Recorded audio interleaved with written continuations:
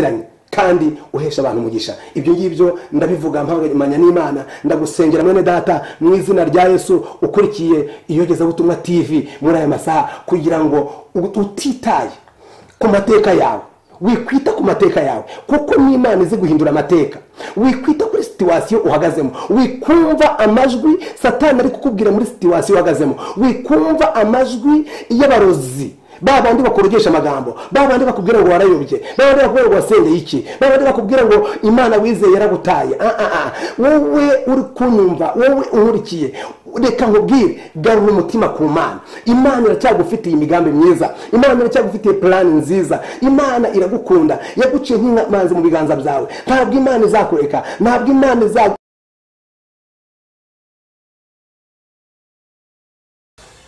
Bene data nuko Iyogezabutumwa TV nongeye kubaha ikaze, kandi mpawe umugisha wo kongera guhura namwe tuganira ijambo ry'Imana.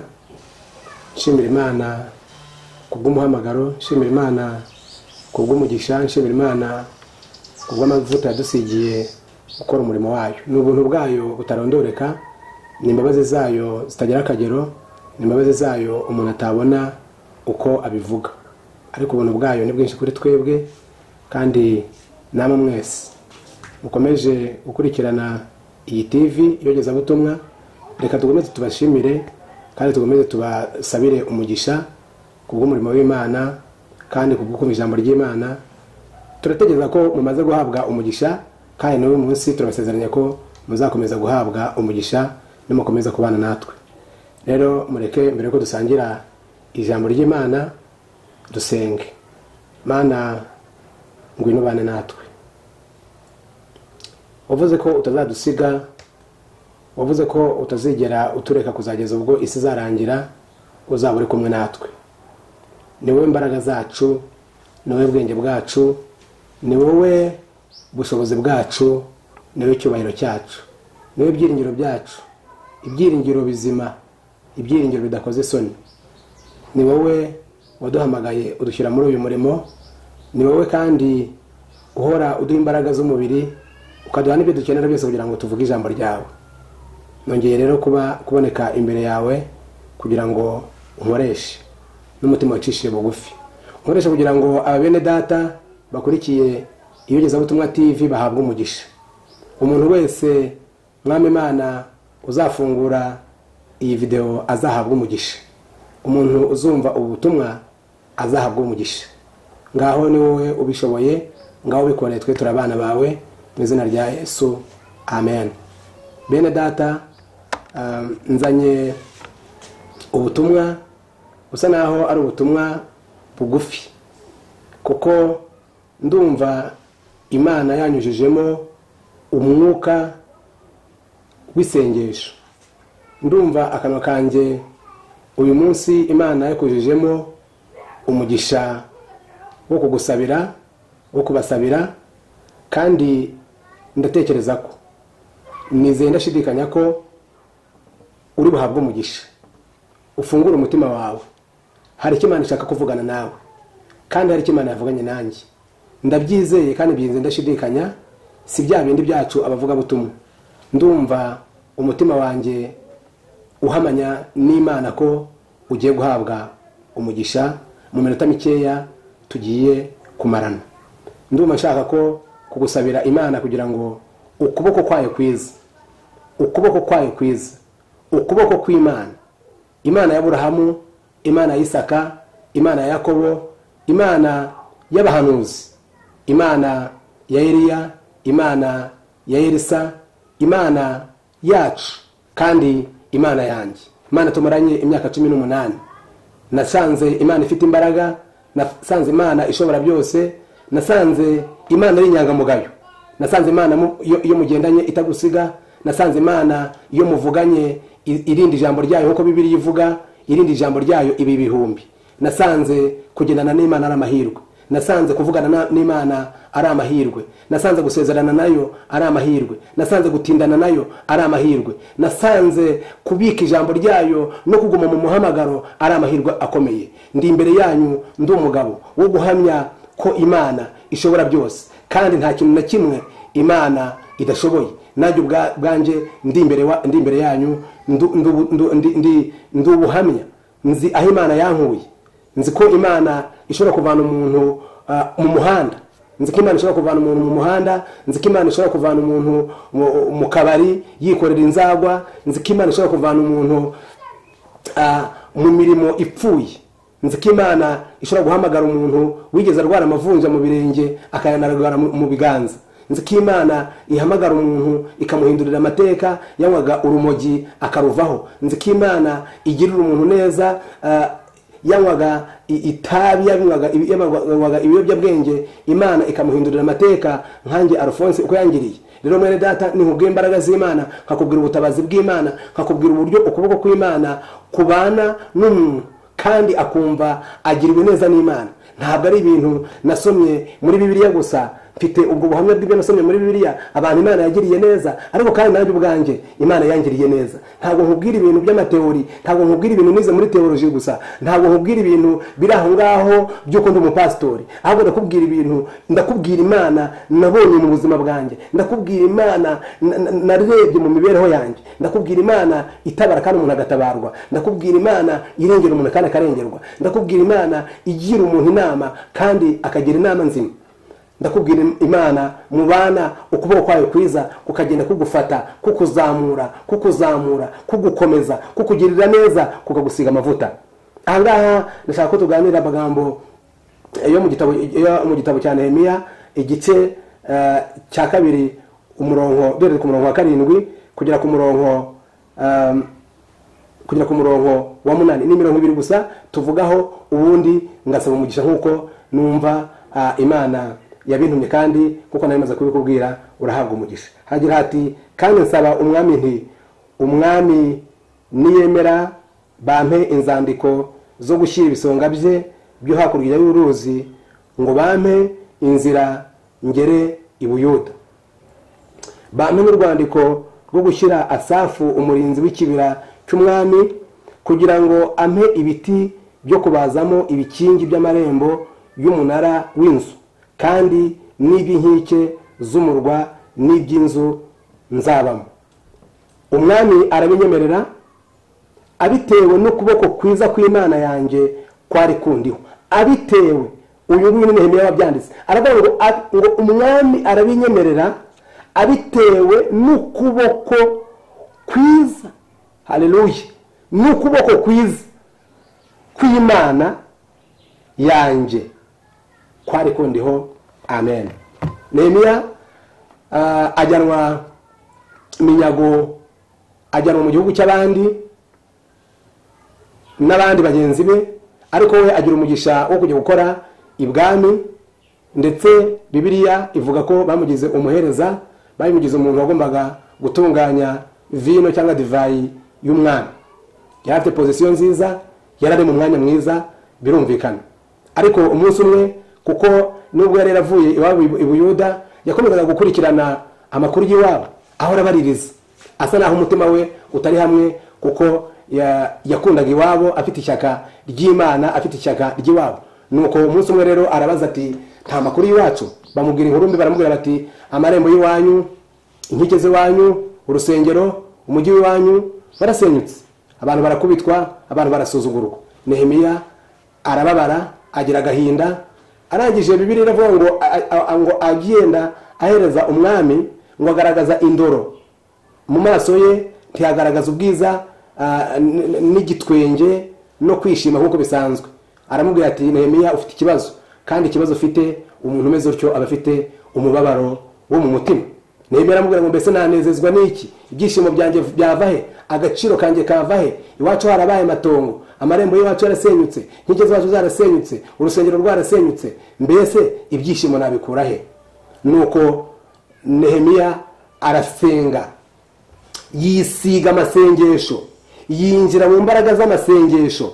Yarazi neza ko Imana y'Abayuda, yarazi neza ko Imana ya sekuru Aburahamu ari Imana umuntu yimukana, ari Imana bagendana, atari Imana iri fixe ahantu, ahubwo ari Imana bagendana. Yarazi neza ko ari kumwe nayo. Arasenga yihana ibyaha bya bene wabo, arasenga abwira Imana amagambo menshi, murasanga mu gice cya mbere, ariko abwira Imana ngo wampa umugisha ukampera igikundiro kuri uyu mwami.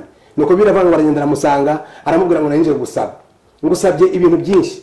Icyambere umpereza urwandiko, umpereza uruhushya njye nisubira iwacu, ume kandi urwandiko njye nagereranyije na passport na visa urumpereze kugira ngo bemere ntambuke njye iwacu. Ume n'urwandiko nshyire umurinzi w'ishyamba kugira ngo bampe ibiti byo gutema n'ibiti kugira ngo mbashe kugenda njye gusana amarembo yasenyutse iwacu. Nuko kuri uyu murongo rero ngo aramwegera arangije ngo kubera ukuboko kw'Imana, haleluya, ngo kubera ukuboko kw'Imana kwari kumuriho, ngo arangije byose nk'uko yarabisabye aramubwira ngo genda ubifate, ariko se kandi uzagaruka ryari. Yesu ashimwe cyane. Ndashaka kuvuga kuko kuboko kw'Imana, ntabwo nshaka kuvuga ku kuboko kw'ababyeyi bacu, kuko uko gufitaho ibyo bakora n'ibyo batakora. Ntabwo nshaka kuvuga ku kuboko kw'abakoresha bacu, ntabwo nshaka kuvuga ku kuboko kw'abantu bakomeye. Ndashaka kuvuga ku kuboko kw'Imana. Ukuboko kw'Imana iyo kwabanye nawe, Yesu ashimwe cyane, kugutera favor, kugutera igikundiro. Nehemiya yagize ukuboko kw'Imana kwabanye nawe kuko yaravuye mu masengesho, Imana imusiga igikundiro, agirira umugisha ku mwami. Ukuboko kw'Imana rero iyo kwabanye nawe uri umunyantege nkeya kuguhindura umunyembaraga. Iyo ukuboko kw'Imana kwabanye nawe uri umuswa kuguhereza ubwenge. Ukuboko kw'Imana iyo kwabanye nawe uri insuzugurwa, ukuboko kw'Imana kwabana nawe kuraguhindura ugasigara uri umuntu w'icyubahiro. Ukuboko kw'Imana iyo kwabanye nawe kuragukomeza, kufata izina ryawe kukaryagura ukamenyekana kandi wari ntamenyekana. Yesu ashimwe cyane. Ukuboko kw'Imana kwabanye na Esteri ubwo yaravuye mu masengesho y'iminsi 3 ngo we n'abo mu rugo rwe. Ukuboko kw'Imana kubana nawe aragerageza kwa Ahasuwerusi amugeza imbere, kuko ukuboko kw'Imana kwari kuri we. Ahasuwerusi abwira Esteri amubwira ngo mwamikazi Esteri, uransaba iki? Uransaba iki? Niyo wansaba 1/2 cy'igihugu ndakiguha, kubera igikundiro, kubera ukuboko kw'Imana kwari kuri kumwe na Esteri. Umwami aramusaba kandi abayuda baza kubyungukiramo. Jenoside yari igiye kubakorerwa, ubwicanyi burenze kamere bwari bugiye kubakorerwa. Uwo munsi Bibiliya iravuga ngo abayuda ngo bagira ubutware ku banzi babo, kuboko kw'Uwiteka kwari kwabanye na Esteri. Uwo kw'Imana kwigeze kubana n'umugaragu wayo Dawidi wari mu ishyamba ageragira intama za se Yesayi, ngo ise aramusanga kugira ngo ukuboko kw'Imana kwigaragaze ku mugaragu wayo Dawidi no ku Bisiraheli, bamenye icyo Imana yari yarashyize muri Dawidi. Ngo uwo munsi baramubwira ngo fata umutsima, ufata amazi, ugemurire bagenzi bakuru bawe ku rugamba, aho bari bamaze iminsi irenga 40 barwana n'Abafilisitiya, barwana n'igihanda cyitwaga Goliyati. Nuko umwana witwa Dawidi aragenda, ariko mw'iryo shyamba yari yarabonye Imana kandi yari yasizwe amavuta n'Imana. Uko kw'Imana kubana nawe, Imana imukoresha imirimo n'ibitangaza. Yakubwira mwene data, nubwo uri mu bihe bikomeye, nubwo uri mu bihe bitakoroheye, ibuka Imana wahuye nayo, ya Mana ya cyagihe. Ijambo ry'Imana rivuga ngo uko yari iri cyagihe n'uyu munsi ni kwiri kandi kugizahora iteka ryose. Yesu ashimwe cyane. Imana rero ntijya ihinduka, Imana ntikituvanaho amaboko. Niyo wabona muri situation ikomeye ite, uko kw'Imana kuri kumwe nawe, amasezerano y'Imana ari kumwe nawe. Icyo Imana yakuvuzeho ntabwo gikurwa na situation, ahubwo kirakomera kuko cyavuzwe n'Imana itabeshya. Nuko Dawidi aragenda, ageze ku rugamba yumva Umufilisitiya aridoga avuga ngo kuva kuri uyu munsi nsuzuguye Imana, nsuzuguye Isiraheli n'ingabo n'umwami bose ndabasuzuguye. Nuko Dawidi ngo yuzura intimba yuko ngo batutse Imana, arangira avuga ngo mbese uwo muntu utarakebwe utuka Imana n'ingabo zayo ninde? Ngiye kumwica kandi mfite iby'Imana yakoze. Imana yabanye nanjye, kuko Imana kwabanye nanjye nk'iki dubu n'uburi kurabana nanjye, kuko Imana kwabanye nanjye nk'iki ntare kurabana nanjye, kuko Imana kwabanye nanjye bakansukaho amavuta imbere y'abakuru banjye, kuko Imana kwabana nanjye bakansukaho amavuta. Kuva uyu munsi ngatangira kuzura umwuka wera. Uko kuboko kw'Imana n'ubundi kurakomeza kubana nanjye. Aragenda ajya ku mwami, simbitiraho cyane. Arangije ngo araza atora ibuye, amaze gutora ibuye Yesu ashimwe cyane kuko yari yizeye neza ko ukuboko kw'Imana kuri we. Haleluya. Iyo ngeze aho ngaho numva mfashijwe, numva nezerewe, numva nuzuye imbaraga. Ngo ageze imbere ya Goliyati aramureba, aramubwira ngo Goliyati we, wanteranye icumu, wanteranye amacumu, uri kumwe n'abantu benshi, ariko njyewe nguteye, haleluya, nguteye mu izina ry'Imana ya Isiraheli wasuzuguye. Ahanurira ubuzima bwe, arihanurira ngo uyu munsi ndaguca umutwe uyu munsi ndakubagira ibisiga, kandi intsinzi irataha iwacu muri Isiraheli. Abagore bo muri Isiraheli uyu munsi baravuza impundu, abagabo muri Isiraheli uyu munsi barabyinira Imana. Abantu bari baravuye ku Imana uyu munsi barigarukaho, kuko uko kw'Imana kuri bubane natwe. Aramwegera ngo atere ibuye, arangije ngo agwa hasi yubamye, aragenda amufata umusatsi, akigikanu akikorera ku rutugu, arangije arataha. Impundu zitaha ibw'Isiraheli, impundu zitaha ibuyuda, abagore baramuririmba, abagabo baramuririmba, imbyino ntibabakiririmba Sawuli, ariko ukuboko kw'Imana kwari kuri Dawidi. Mwene data ndakwifuriza ko ukuboko kw'Imana kubana nawe. Ukuboko kw'Imana kwagiye kubana n'abantu benshi muri aya masaha ntakwirirwa mvuga. Ukuboko kw'Imana kwagiye kubana n'abantu b'Imana, kwabanye na Eliya, kwabanye na Elisa, kwabanye n'abantu b'Imana bagiye batandukanye. Kuko Imana kwagiye kubana natwe, kwagiye kubana nanjye. Nakijwe n'inzahare, mfite ubuzahare bw'amateka yanjye n'amateka y'umuryango wanjye. Imana ikavuga ngo nzakugirira neza, kandi Imana yangiriye neza. N'Imana igira neza. Nzakuzahura, kandi Imana yaranzahuye. Nzagukomeza, kandi Imana yarankomeje. Si ukwiyemera, si ukwirata, ndicisha bugufi imbere y'Imana kugira ngo nawe nkurikiye wumve ko ntari kwishyira hejuru. Ndavuga imbaraga z'Imana, ndavuga ukuboko kw'Imana kubana n'umuntu kukamuhindurira amateka. Imana yampinduriye amateka mu mujyi wa Kamembe aho mvuka. Imana yampinduriye amateka mu cyahoze ari Cyangugu. Imana yampinduriye amateka mu gihugu cy'u Rwanda. Imana yampinduriye amateka mu muryango wanjye. Undi umugabo ushima Imana, ndi umupastori uvuga Imana, tuziranye kandi uhesha abantu umugisha. Ibyo ngibyo ndabivuga mpamanya n'Imana. Ndagusengera mwene data mu izina rya Yesu ukurikiye Iyogezabutumwa TV muri aya masaha, kugira ngo utitaye ku mateka yawe, wikwita ku mateka yawe, kuko n'Imana izi guhindura amateka. Wikwita kuri situation uhagazemo, wikumva amajwi Satani ari kukubwira muri situation uhagazemo, wikumva amajwi y'abarozi, babandi bakorogesha amagambo, babandi bakubwira ngo warayobye, babandi bakubwira ngo wasengeye iki, babandi bakubwira ngo Imana wizeye yaragutaye. Wowe uri kunyumva, wowe unkurikiye, reka nkubwire, garura umutima ku Mana. Imana iracyagufitiye imigambi myiza, Imana iracyagufitiye plan nziza. Imana iragukunda, yaguciye nk'amazi mu biganza byawe. Ntabwo Imana izakureka, ntabwo Imana izakurekera mu bibazo urimo, ntabwo Imana izakurekera mu gahinda urimo, ntabwo Imana izakurekera mu mibabaro urimo, ntabwo Imana izakurekera ku gisuzuguriro uriho, ntabwo Imana izareka abo baguhagurukiye bakuburanya bazagutsinda. Umunsi umwe intsinzi izataha iwawe, umunsi umwe ukuboko kw'Imana kuzabana nawe, maze wibirindura abo banzi, wibirindura Satani, uririmbe intsinzi y'Imana. Humura wa mukobwa we, humura, Imana irakuzi. Wicika intege, wicika imbaraga z'umutima, Satani atagutegera kwica. Hagarara, shikama. Imana wasenze, mwavuganye, ukuboko kw'Imana reka kubana nawe, reka ukuboko kw'Imana kubana nawe. Wowe ufite ikibazo mu rushako, reka Imana ibane nawe, reka Imana igusiga amavuta, reka Imana yinjire mu rugo rwawe, kugira ngo Imana izane amahoro nubwo nta mahoro arimo, izane guhuza nubwo ntaguza kurimo. Wowe ufite ibibazo mu rubyaro, Imana niyo itanga abana, kandi Imana niyo ifasha abagiye kurera abana. Nta mbaraga dufite zarera abana bacu nk'uko tubishaka, ariko imbaraga z'Imana zabanye natwe. Ukuboko kw'Imana yo kwabanye natwe, urubyaro ruratwumvira kandi rukaba urubyaro rw'umugisha. Wowe ucuruza uhomba, humura, ndagusengera Imana, ndagusabira ukuboko kw'Imana kubane nawe mu bucuruzi bwawe. Uzajye urangura neza, wunguka, kandi ucuruze wunguka. Urukubona byawe biri kugenda bihenebera, urukubona byawe biri kugenda bikendera, bigenda bisubira inyuma. Ukuboko kw'Imana ni kubana nawe, ukuboko kw'Imana yacu kukabana nawe, kuzakuzamura, kuzagukomeza. Uhumure, ibyagiye Imana izabigarura, kandi izabigarura gusa byonyine, izakuba kenshi, kuko ukuboko kw'Imana kuzabana nawe. Ndagusengera wewe munyeshuri kugira ngo Imana iguhe umugisha, kuko Imana kubana nawe, ubone nizamenerivare, ubone ubona ubwenge, ndagusengera mu izina rya Yesu. Webaye mu bushomeri imyaka myinshi, abantu barakuvuze, abantu barakunenze, bibaza warize iki, diplome zawe Satani yazisize umurayi, Satani yazisize imyanda, nta nubwo ukibukwa ko warageze mu ishuri. Ariko humura, uyu munsi ni iherezo. Uyu munsi ndagusengera mu kuboko kw'Imana kwabanye na Nehemiya, kubane nawe.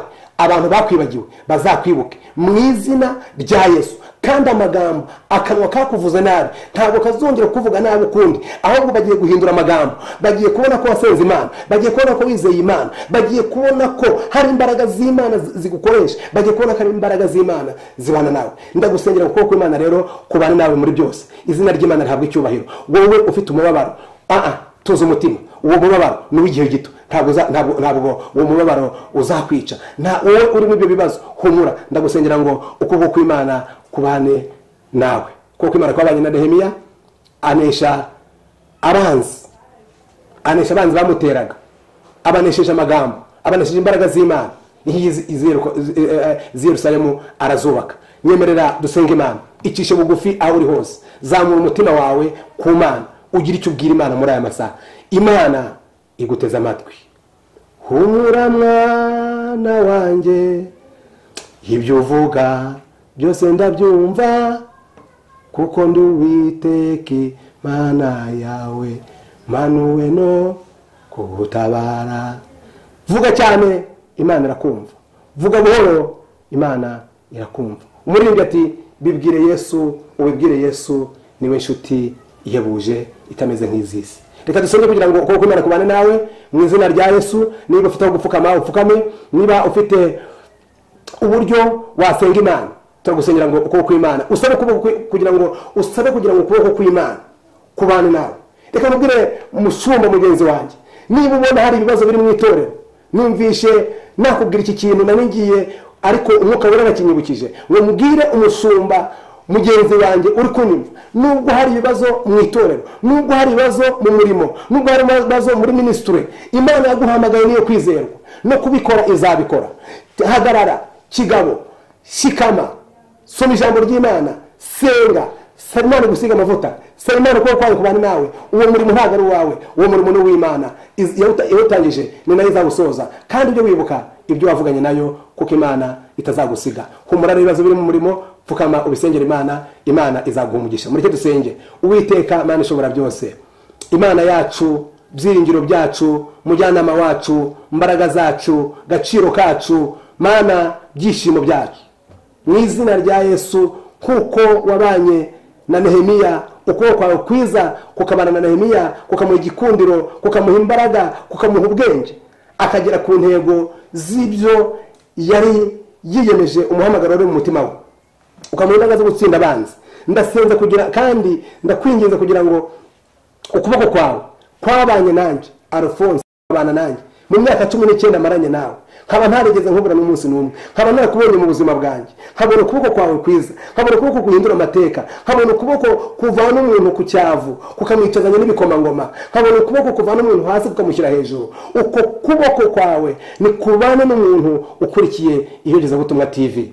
Uku kuboko ni kubana n'uyu mugabo, uku kuboko kwawe ni kubana n'uyu mubyeyi, ukuboko kwawe ni kubana n'uyu musore ndetse n'uyu mukobwa, uku kuboko ni kubana n'uyu mushumba, uku kuboko ni kubana n'umuntu ushonje umuhaze, ukuboko ni kubana n'umuntu ufite ubushomeri umuhakazi kandi muhe umushahara uzakemura ibibazo bye. Ukuboko kwawe ni kubana n'umurwayi urwaye indwara zoroshye, urwaye indwara zikomeye, ahari kwa muganga baramubwiye ngo natajye kuryama, arwaye kanseri, arwaye diabete, arwaye sida, arwaye indwara abantu bita ko zikomeye, zaba zikomeye kuri twebwe abana b'abantu, ariko kuri wowe yurambuye ikiganza, Mwami Imana yacu, mu izina rya Yesu, yurambuye ikiganza, indwara zirakumvira, yurambuye ikiganza, amahoro araboneka, yurambuye ikiganza, ibihombo biragenda, yurambuye ikiganza, igisuzuguro gikurwaho, yurambuye ikiganza, utanga wubaka ingo ukazubaka neza, yurambuye ikiganza, ukora amakwe, si ukora ubukwe gusa, waba nkorenda gushima, si ukora ubukwe gusa, ahubwo urugo urarwubaka. Mwami Imana, ku buryo bw'izina izina ryawe icyubahiro. Rinda Mwami Imana, rambura ikiganza cyawe k'uyu muntu, k'uyu mucuruzi umaze iminsi acuruza ahomba, kugira ngo umuhe kunguka, umuzamure, abatangiye kumuvuga ntibazongere kumuvuga ukundi. Tanga umugisha mwami k'uyu muntu ufite intambara mu kazi, mu izina rya Yesu. Wowe ufite intambara mu kazi, wenda umukoresha bawe ntabwo muri kubyumva kimwe, wenda abakozi bawe ntabwo muri kubyumva kimwe, yemwe bashobora kuba bari no kugambanira byaba cyangwa se biraturuka ku ntege nke zawe. Ndagusabira ukuboko kw'Imana kubana nawe mu izina rya Yesu. Ukuboko kw'Imana, niba utari wabona ukuboko kw'Imana, niba utari wabona imbaraga z'Imana, niba utari wabona ubushobozi bw'Imana, niba utari wabona Imana iremye ibitariho bikabaho, ndagusengera kugira ngo ubone Imana, wumve Imana. Imana iguha umugisha, Imana iguha ibitwenge, Imana iguha amahoro, Imana ikuzamure mu mibereho, Imana ikuzamure mu buryo bw'umwuka, Imana yubaka igitorero wa mupasitori we, Imana iri kuvugana nawe uriyizi, Imana ivugane nawe, yubaka igitorero mu izina rya Yesu. Iryo torero umaze iminsi uririra, Imana irizamure kugira ngo izina ry'Imana rihabwe icubahiro. Imana rero iguha umugisha, ikurinde indwara, ikurinde ibyago, ikurinde amakuba. Ukuboko kw'Imana kubane nawe, uko wifuza Imana aba ariko uyibona mu izina rya Yesu. Imana iguha umugisha, Imana ikwiteho. Nibyo ngusabiye, kandi ngusabiye umugisha uturuka mu mutima w'Imana, kandi ngusabiye umugisha uturuka mu mutima w'umushumba, kandi ngusabiye umugisha uturuka mu mutima ugukunda. Naba nkuzi naba ntakuzi, nta mpamvu yo kukwanga, ndagukunda, niyo mpamvu ngusabiye umugisha. Kandi uwo mugisha ngusabiye uhabwe, kuko ni isezerano mfitanye n'Imana ryuko abazasabira umugisha bazawuhabwa. Imana iguha umugisha kandi kwiteho, mu izina rya Data wa twese n'iry'Umwana n'iry'Umwuka wera, amen. Imana ibaha umugisha. Ibuka gukanda subscribe kugira ngo ubutumwa, indirimbo, ubuhamya n'ibindi byose biguhesha umugisha bene data bajya bashyiraho kugira ngo bijye bikugeraho. Kora like, kora share kuri iyi channel kugira ngo ukomeze uhabwe umugisha. Kubikora ni ukwishyigikira ubwawe, aho kubikora kandi ni ugushyigikira uyu muhamagaro, ni ugushyigikira uyu murimo w'Imana. Murakoze, Imana ibahe umugisha.